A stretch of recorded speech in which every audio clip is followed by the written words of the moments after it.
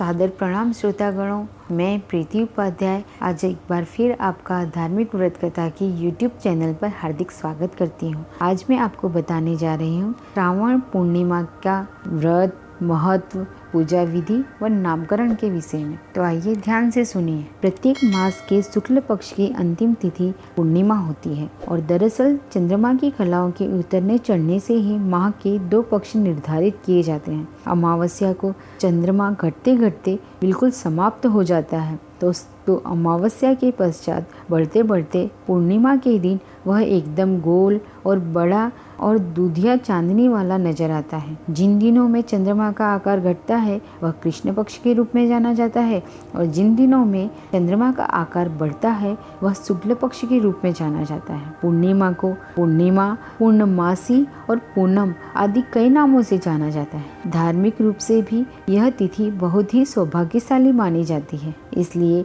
इसका महत्व भी बहुत अधिक माना जाता है। श्रावण मास की पूर्णिमा तो इस महीने में और भी खास हो जाती है। तो आइए जानते हैं श्रावण पूर्णिमा के महत्व, पूर्णिमा व्रत व पूजा विधि के बारे में।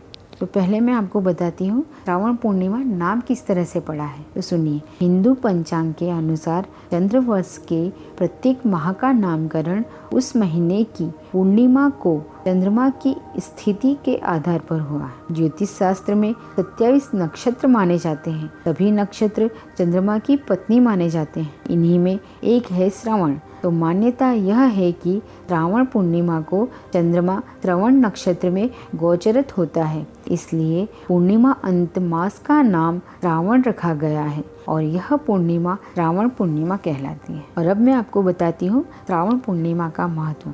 तो सुनिए, जैसा कि मैंने आपको पहले भी बताया कि पूर्णिमा की प्रत्येक तिथि शुभ और धार्मिक रूप से महत्वपूर्ण मानी जाती है, लेकिन श्रावण पूर्णिमा की अपनी अलग विशेषता है। इस दिन देश भर में, विशेषकर उत्तर भारत में रक्षाबंधन का पर्व मनाया जाता है। यही तिथि दक्षिण में नारियली पूर्णिमा और अवनी अवितम के रूप में मनाई जाती है तथा मध्य भारत में इसे कजरी पूनम के नाम से जाना जाता है। और रही बात गुजरात की, तो वहाँ इसे पवित्रोपना के रूप में मनाया जाता है। इस दिन कुछ क्षेत्रों में तो यज्ञोपवीत, पूजन एवं उपनयन संस्कार करने का भी विधान है। जप, तप, दान, दक्षिणा आदि चीजों के लिए यह तिथि श्रेष्ठ मानी जाती है। इस दिन अमरनाथ यात्रा का समापन भी होता है। चंद्रदोष से मुक्ति के लिए भी यह तिथि सर्वश्रेष्ठ मानी जाती है। अब हम सुनेंगे श्रावण पूर्णिमा की पूजा विधि के बारे में। श्रावण मास की पूर्णिमा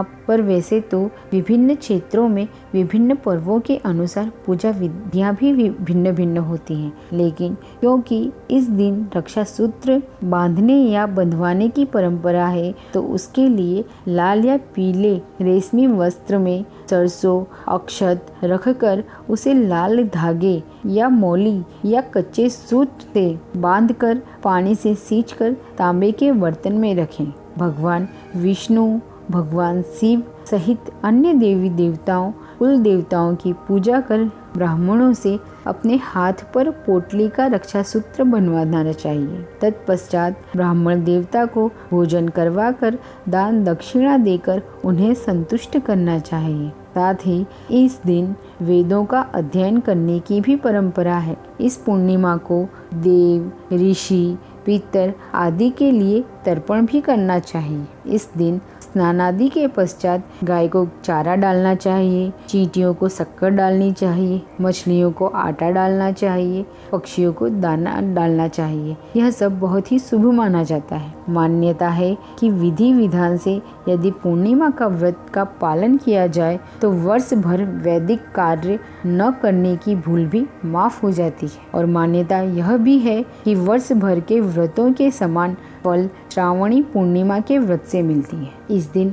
ब्राह्मण अपनी जनेऊ भी बदलते हैं। यह श्रावण मास का अंतिम दिन होता है, इसलिए जिन लोगों ने पूरे श्रावण मास का उपवास रखा हो वे इस दिन किसी गरीब ब्राह्मण या किसी शादीशुदा जोड़े को भोजन कराकर दक्षिणा देते हैं और अपने श्रावण मास के व्रत का उद्यापन भी करते हैं। तो ये थी श्रावणी पूर्णिमा की पूजा विधि, महत्व, नामकरण का वजह इत्यादि। इस वीडियो को अंत तक देखने के लिए मैं आपका अभिवादन करती हूँ। धन्यवाद।